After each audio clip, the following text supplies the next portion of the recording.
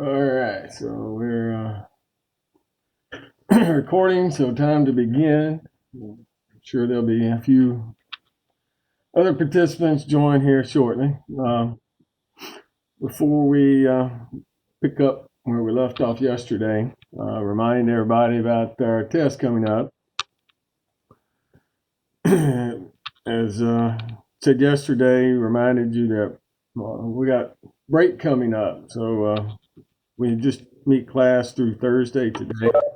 We're off Friday and then all next week, and don't return till Monday, July the 6th. And so, since we don't meet Friday, and I don't want to give a test first day we get back, right now, unless something unusual happens, our test will be Tuesday, July 7th, after we return from our break. And just like the first test, it will be at our regular class time up at 11 o'clock. And again, this test will go up through the material in section 5.5. So today we're going to finish up section 5.4, talking about angle of twist, and probably have time to talk a little bit about section 5.5. We're going to see it's statically indeterminate shafts again, but that's the plan for today. So that being said, just sort of quick reminder. This was in, again, section 5.4. We're talking about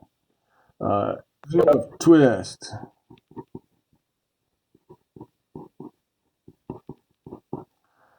And if we've got a shaft with a circular cross section, and we're going to apply this twisting moment we call torque. Going to cause this thing to twist. If you look at the cross section, the what we call the angle of twist is this angle we denote with phi,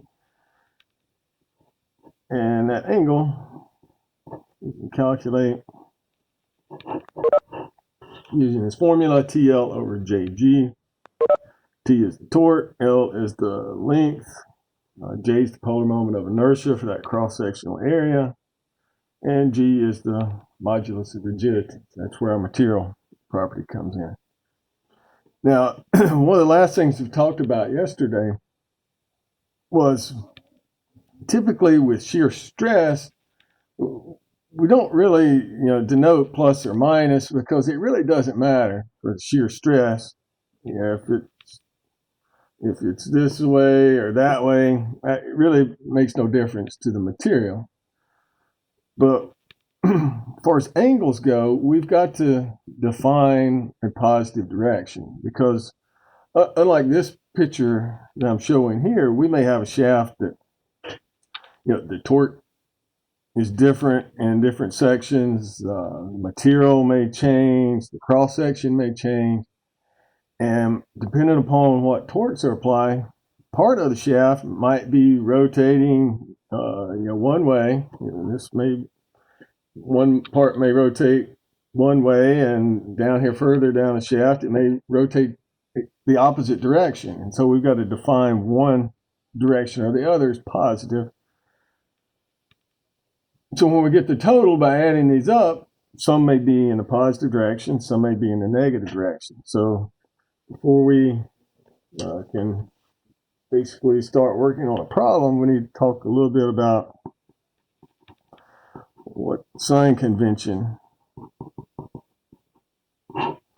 we're going to use. And I'll say up front, technically, in some textbooks follow this approach that it's strictly arbitrary. You can choose whichever direction you want to be positive.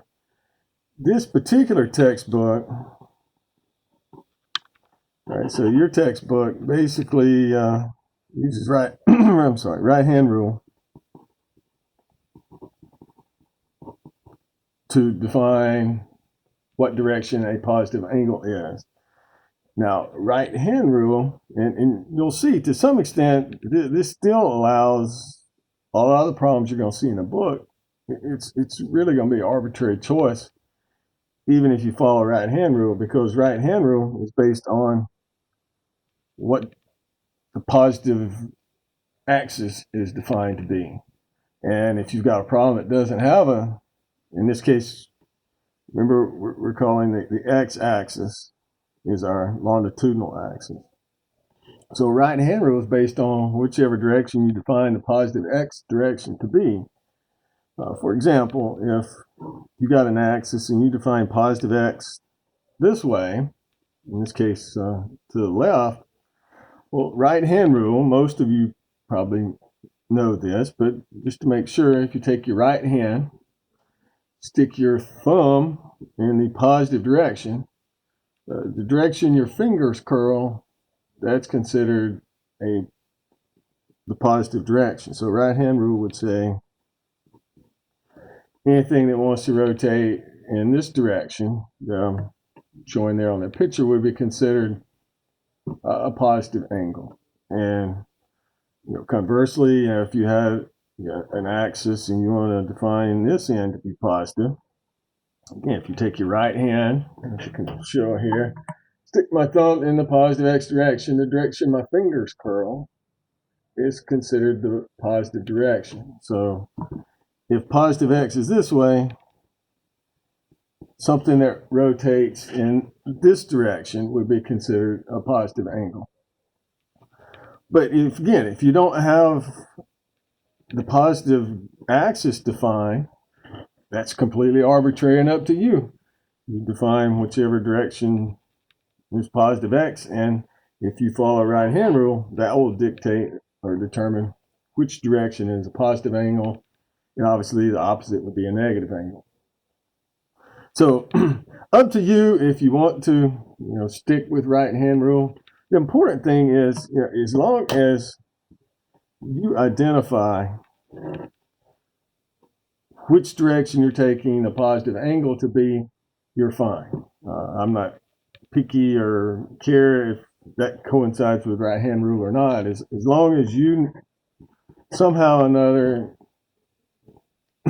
illustrate or show which direction you're taking the positive angle to be, I'll be happy. Okay? All right, so before we start working a problem, any questions about the sign convention here? All right, well, let's see if we can solve one of these. And I probably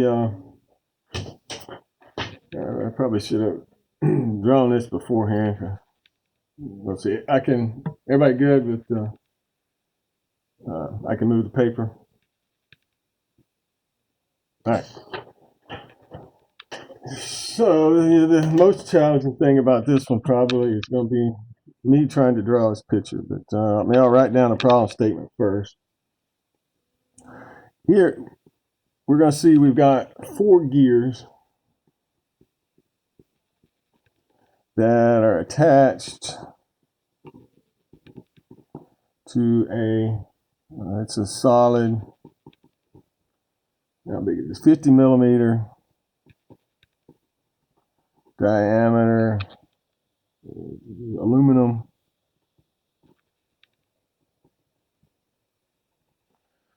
shaft,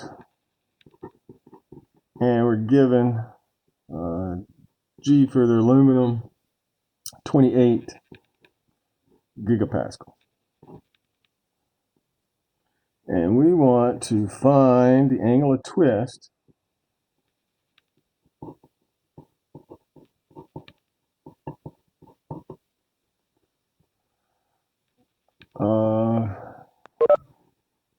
in D. I think it's supposed to be a D here. Bad D. D with respect, spell today, respect to end A. So we've got this solid shaft, and we've got 4 gears attached to this. And again, there's where my drawing skills. We'll see how they comes out.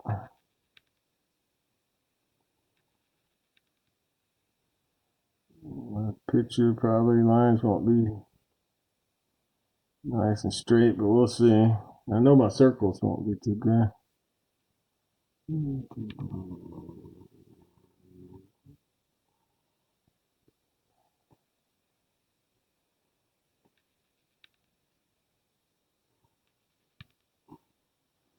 All right, I got 2 gears. See if I can get another.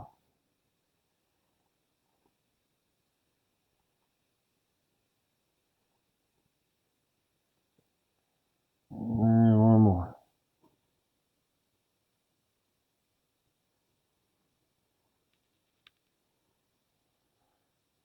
And I'm sure these gears probably got teeth on them, but I'm definitely not going to try to draw that. All right, so this end is D. Call this one C, B, and this end down here A. All right, so actually, I'm happy with my drawing. That's probably about as good as I can get. So we got this is a solid 50 millimeter diameter aluminum shaft, and you got these 4 gears that are attached to this thing. We need some length. So from D to C is 2 meters. C to B is 3 meters. And then from B to A is 2 meters. And on each one of these gears, there's going to be a torque applied. And hopefully you'll be able to see the directions here. So here at D, we've got an 800 Newton meter torque applied in that direction. On this gear C, we've got a torque in the opposite direction of 1100 Newton meters. On gear B, it's going the same direction as the 800 newtons. It's going this way. And it's 900 Newton meters. And finally back here on gear A, we've got a torque going in this direction, 600 Newton meters.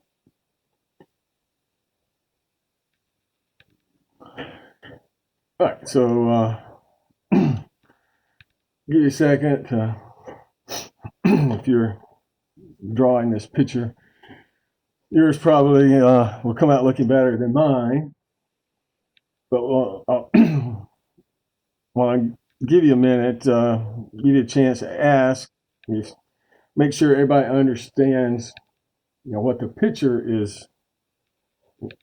Hopefully you understand what the picture is illustrating here, and the situation we got, and what we're being asked to do is to find out what's the angle of twist of this end here at B with respect to that opposite end down there at A. And so what we're going to have to do is we're going to have to add up what is the angle of twist for this section between D and C.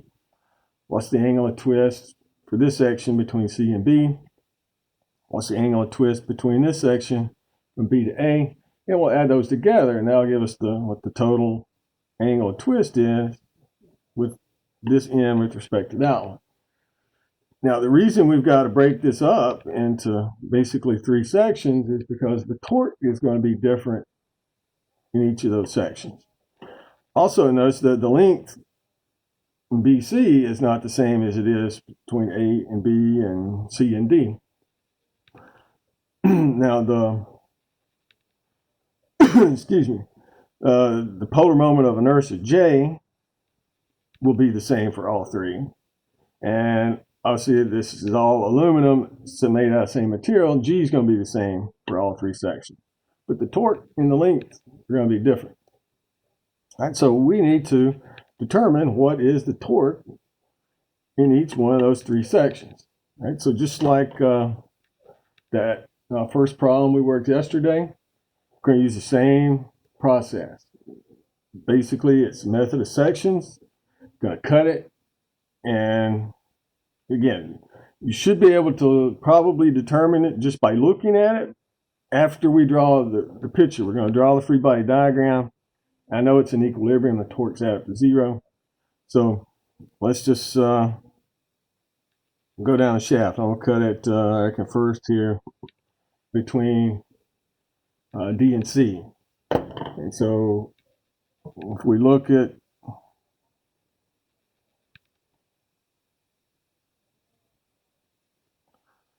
again, this is here at D, we've got 800 Newton meter torque acting in this direction. So when we cut it here, again, we're going to draw everything to the left or everything to the right of that. So I'm going with everything to the left. And this is the torque that's going to be in section CD there. Right. I know the torque's got to add up to zero. So just by observation, I know the torque in CD is going to be 800 Newton meters. Right, real straightforward. Any question about how we got the torque in this part of the shaft?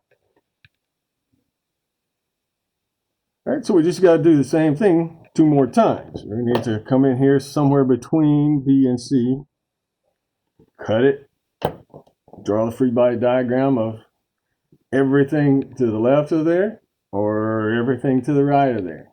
I'm going to go everything to the left. So here we've got, this is D. Yeah, my pictures are getting less good as I go here. So here's D, here's C. So we cut it somewhere between C and B. So before we get to B. So we don't include anything from B to the right there. We've got 800 Newton meters going this way. We got 1100 Newton meters going that way. So just by looking at it, this one's bigger than that one. Again, the torque's got up to zero, so the torque here, we'll call it CB, is going to be going that direction, and it's got to be equal to, let me see, I'm going to pick on somebody. Somebody I don't remember if I've called them before. Danielle McLaurin. Question to you. What's the torque in the section between B and C? You can just respond by chat, or you can talk. Between B and C? I couldn't understand you. Say that again. I was trying to understand the question. What's the magnitude of this torque between section B and C? If you got 800 going this way, you got 1100 going that way. For the torques to have to zero, what's that torque? 300. That'd be 300. Very good. So this has got to be 300 Newton meters. Again, if you got to write down the equation, write down the equation. You know, pick one way is positive, add them up, set equals zero. But most of these, again, if you're looking at the picture, it should be pretty clear. You know what the torque is. All right. So everybody else good with? We know the torque in BC's got to be 300. All right. So we just got to do this one more time. Now we cut it somewhere between A and B.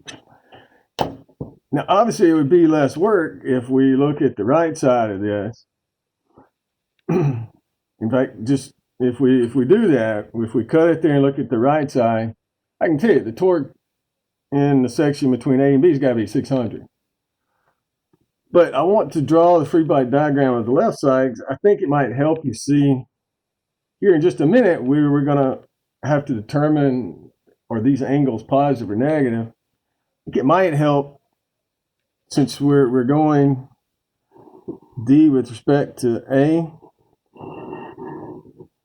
That's part of the reason why I started at this end, and I'm going from D to A. I think it might help see which direction this thing's going to rotate if we, again, this time we're going to look at everything to the left again.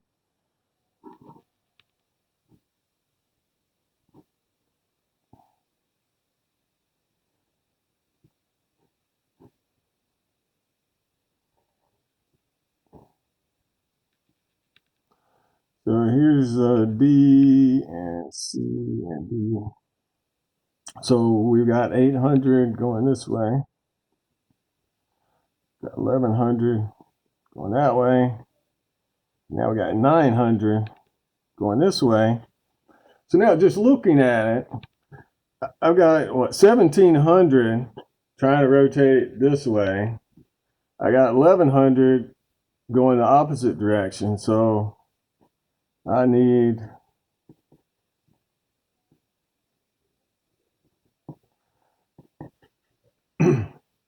how much going the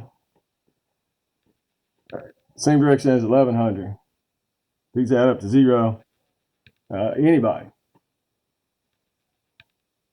What's the torque? I already told you 600, so I reckon it's kind of no need to ask, right? But again, if this is 600, we got 600, 1100, we got 1700 going that way. 800, 900, we got 1700 going the other way. All right, again, the torque's got to add up to 0. So I know the torque in this section between A and B is got to be 600. And again, you could get the same thing. It'd be a lot less work if you had looked at this and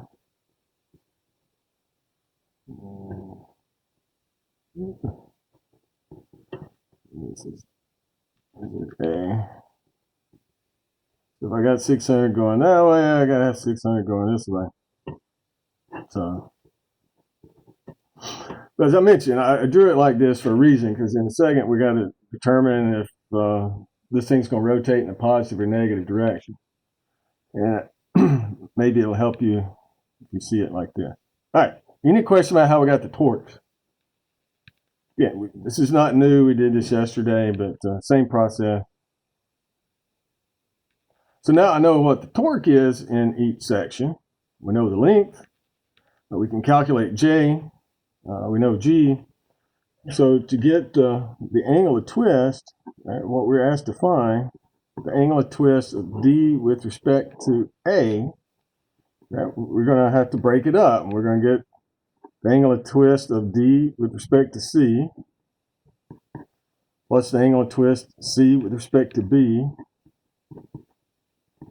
and then finally the angle of twist of B with respect to A. Right, so we're going to do TL over JG for this section, TL over JG for this section, and TL over JG for that section. But before we do, we've got to determine, are these angles going to be positive or negative? Right, so I mentioned this a minute ago. J and G are the same for all three. So rather than writing those 3 times, I'm going to go ahead and factor that out. Remember, to get J, it's pi over 2 c to the 4th, where that c is the radius. So when we're looking at this circular shaft here, it's got a 50 millimeter diameter. So the radius would be 25 millimeters. So we get pi over 2. Again, the radius is 25 millimeters. I'm going to convert that to meters. So 0.025 meters to the 4th. G is 28 gigapascals. That's 10 to the 9. Right. So again, our 50 millimeter diameter, C is 25 millimeters. That's the radius of this aluminum shaft that runs down there. All right, so now we got torque and we got length. All right, so here's where there's no axis defined. So at this point, right-hand rule doesn't mean anything. If you want to go with right-hand rule, first thing you would have to do is define which direction positive x is. So I'm going to define positive x to be that way. In this case, kind of to the left. So if positive x is that direction, right-hand rule, I'll put my thumb in the positive x direction. Right-hand rule says this is a positive angle, positive direction. So again, you can do right-hand rule, or you could just, you can just come down here and say, I'm going to take this direction to be positive. And that's fine. That's sufficient. That's all that's, for me, that's necessary and required. You could take positive the other way if you want to, but you've got to define which direction you're going to take positive to be, because that's what's going to determine the signs on these angles. So let's look at DC. So come back up here to our picture. Right? If we apply 800 Newton meters in this direction, the part of that shaft between D and C is going to rotate in what we define the negative direction to be.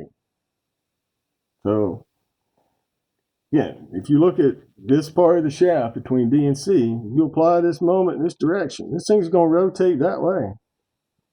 Well, we define positive the other way. Right? So this is going to be a negative moment. So we're going to have a negative. The torque was 800, and the length was 2 meters. Right, everybody see, or anybody not see where I got this negative sign?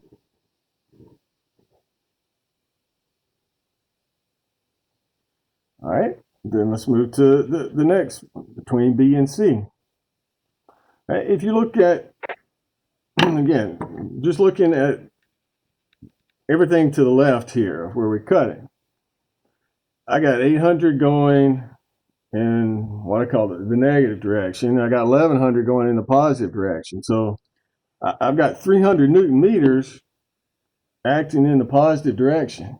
So this part of the shaft between B and C is going to rotate in what I call the positive direction.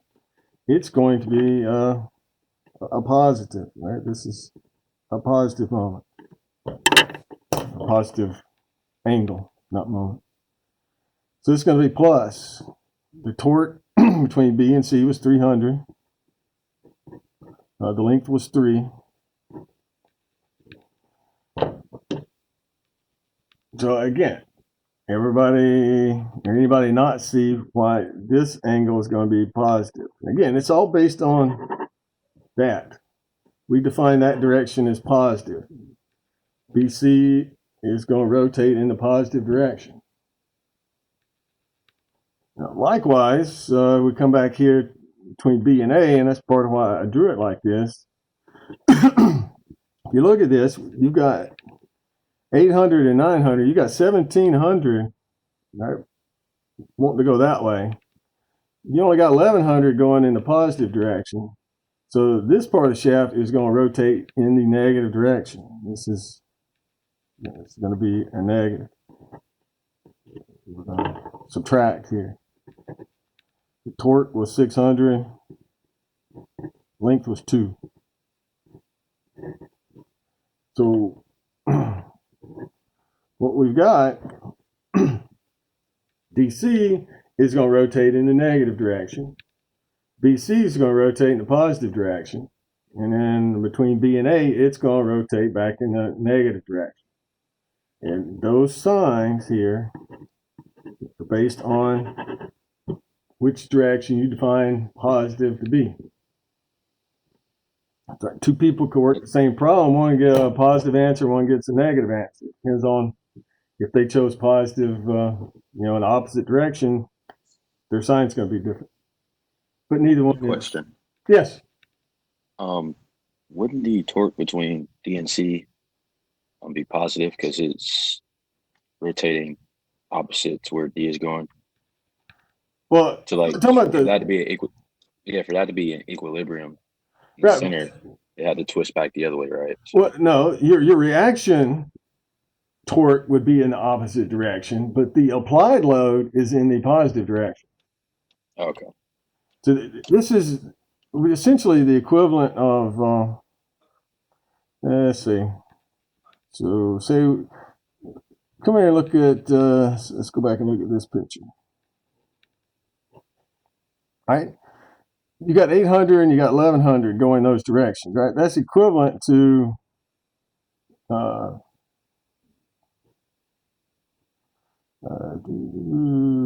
let's see, I'll just draw this. What, 300? I got 800 going that way, 1100 going that way. So I got a net of 300 going in this direction. Well, this shaft is going to rotate the direction of that applied load. Yeah, I got a reaction torque that we saw far back here is going in the opposite direction. But this is the applied load. That determines which direction it rotates. For example, let's see if I can, maybe I can do this with my pen here. All right, so say here is, we're looking at this picture where we cut it at B. So my hand is where I cut it between B and C. Right? I got a 300 Newton meter torque acting in this direction. So which direction is that rotating? Right? It's rotating the same direction as that applied torque, which we define as the positive direction. That's why this angle is positive. Likewise, if you look at just this NCD, you got 800 newtons going in this direction. If I twist it that way, that's the direction the pin rotates, right? Which we define is the negative direction. The applied load is going to determine which direction it rotates, not the direction of your reaction moment so that the torques add up to zero. Right? No different than, say, come down here at the bottom, I think. Well, let me get an answer. I'll come back. I'll do one other thing to this. But let's add all that up. And I got, comes out negative 0.1105 radians, which means it's going to rotate. This ND with respect to A is going to go in this direction. It's negative.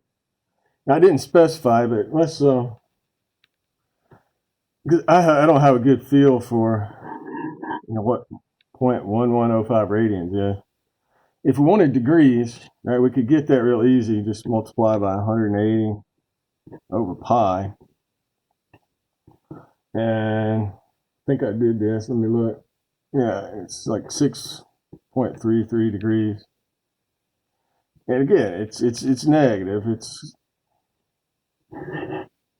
going in this direction. So this end with respect to that is going to rotate 6 degrees this way.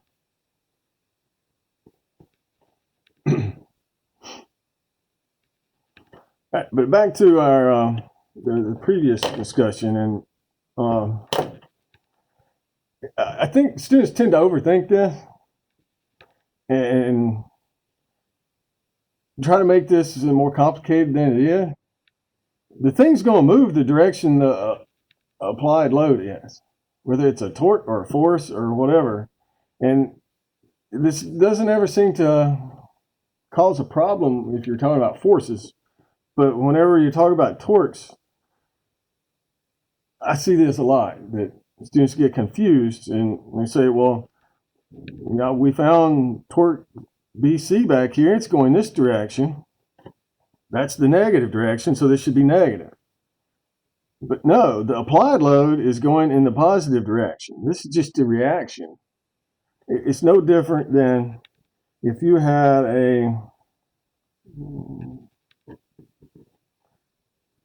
if I got I don't know, let's see, it's got some force P here. Now, I think everybody, if looked at this and asked you, what's the deformation? Right? It's going to be what? Positive, PL over AE. Because you're pulling on this thing is going to deform. Right? It's going to stretch. The same direction the force is applied. But now, if you do what we did up there and you cut this thing, right? And let's see, if we cut it here, that's where we cut it. Well, I think everybody would tell me you're gonna for this thing to be in equilibrium, force P has got to be going that way, which is going to the left. But this thing doesn't move to the left. It moves the direction your applied load is, not the direction your reaction. Your reaction is always going to be opposite your applied load. The deflection, whether it's a axial deformation or a moment twisting, is going to be in the direction of your applied load, not the direction of your reaction. So this is going to be, you're going to get delta, going to be that way. That maybe may help a little bit, make sense how to determine these signs. Hopefully.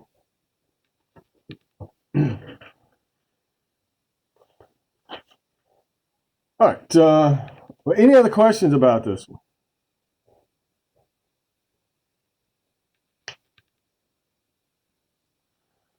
All right.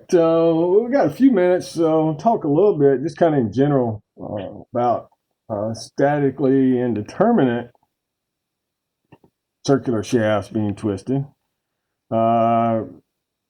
Speak up if you need me to leave this page here for a second.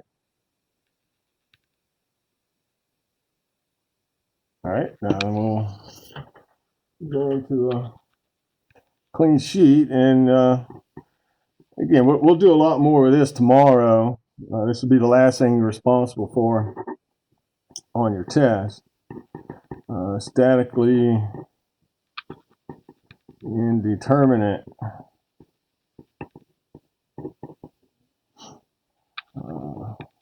torque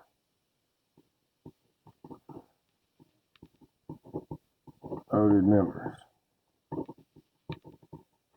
we're gonna still twisting circular or shafts with circular cross sections, but they're going to be statically indeterminate, which, if you remember, when we did statically indeterminate structures before, they were axially loaded members.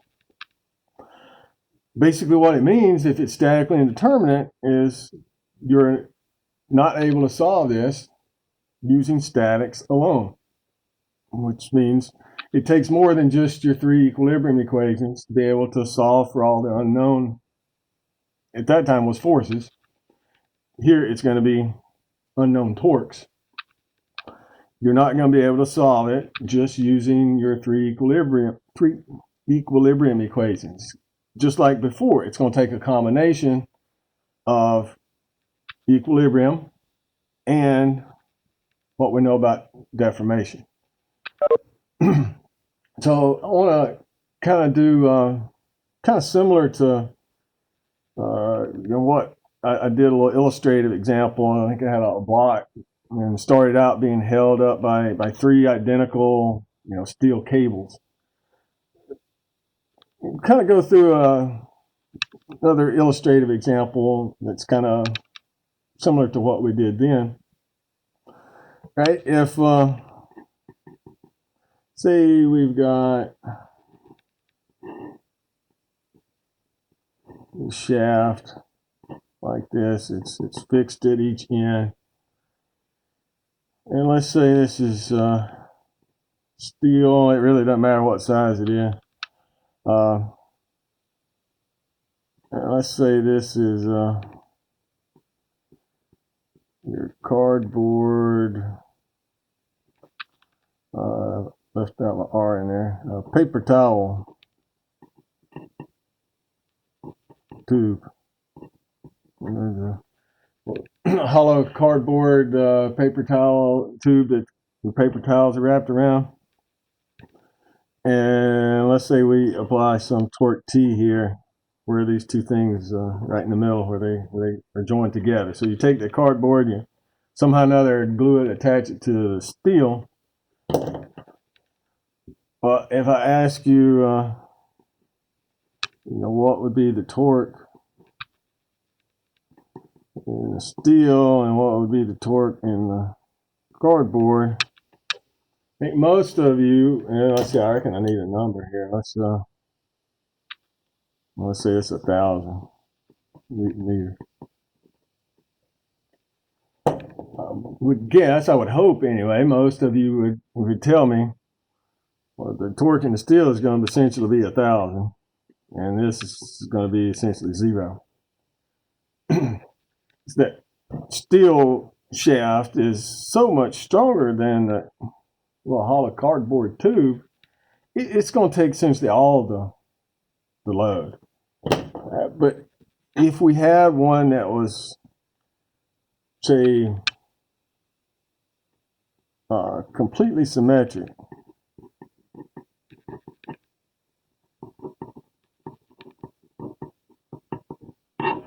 in other words, if we had a situation like this, where we'll call this A and this end B and this end C, and we apply some torque here. In other words, the length of AC is the same as the length of BC. So those two exact same length. The cross section is identical. So the polar moment of inertia is the same. So they're both 1 inch diameter. Made out of the same material.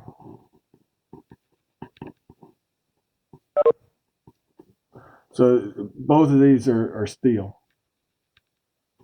I would think, or at least hope, most of you would probably tell me that for this situation, I'll call this TA and TB, they would be the same.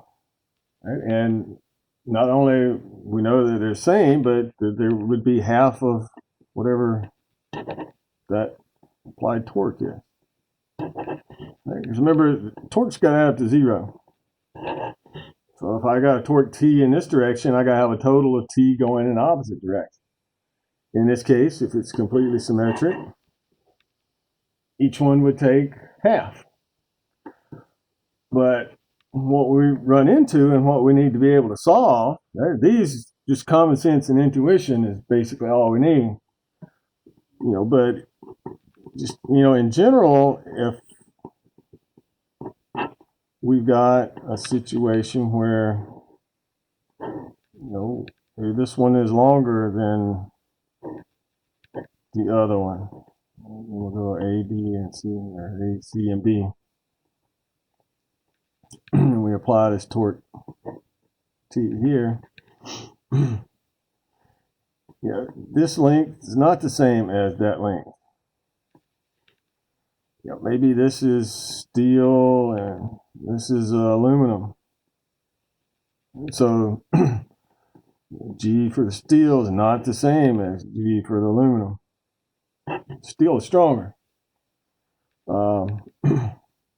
And I think I should have made this one, I'll make this one bigger.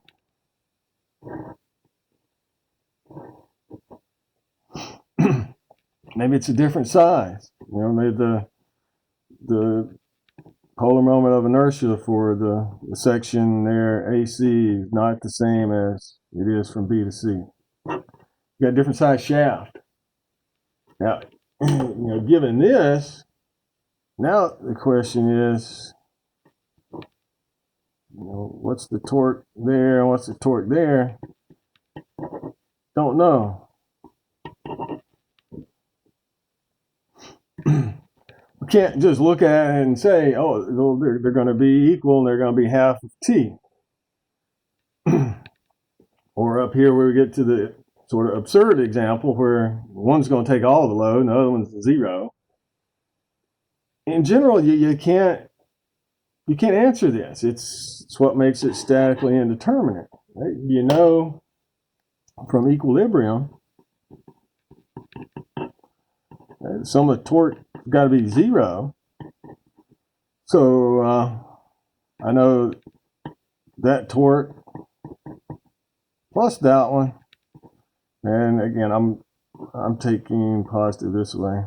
So those would be positive. This would be negative. Adds up to zero. So I know TA and TB have to add up to be equal to T. But how much each one is, you can't answer that just from statics. So notice we have three equilibrium equations. This is one of them, right? Sum of the moments equals zero. The other two doesn't tell us anything. Sum of the forces in the X equals zero. Sum of the forces in the Y equal to zero.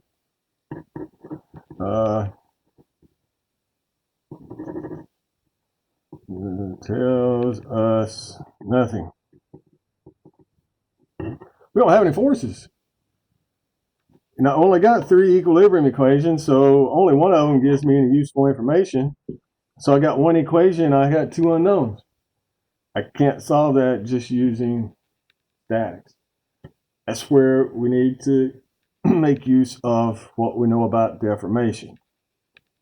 And that might be a good place to stop. That's what we'll talk about first thing tomorrow. That's where we're going to get our second equation from. I got one equation from statics, equilibrium. Deformation, what we know about angle of twist now, will allow us to get our second equation. Then we have two equations, two unknowns, and we can solve it. So Adam asked a question. Oh, yeah, it is. It'd be easier to change this than to change the sign on all those. We'll go positive. Oh, my picture's messed up. Let's go T this way. Easier to change T than to change TA and TB. So go back and change T to be this direction. TA and TB have to be in the opposite direction. And for the signs to work down here, we take positive, yes, we'll go positive this way. Because on my picture, I had all three of them going the same direction. And that's where I messed up is when I drew the picture. They got to be going opposite directions because they got to add up to zero. Right? But that's where we'll pick up tomorrow as we'll talk about deformation, the relationship between how these two sections of shaft twist, and then we can solve it using a combination of equilibrium and what we know about deformation. All right? So any other questions about anything, I reckon, what we talked about today?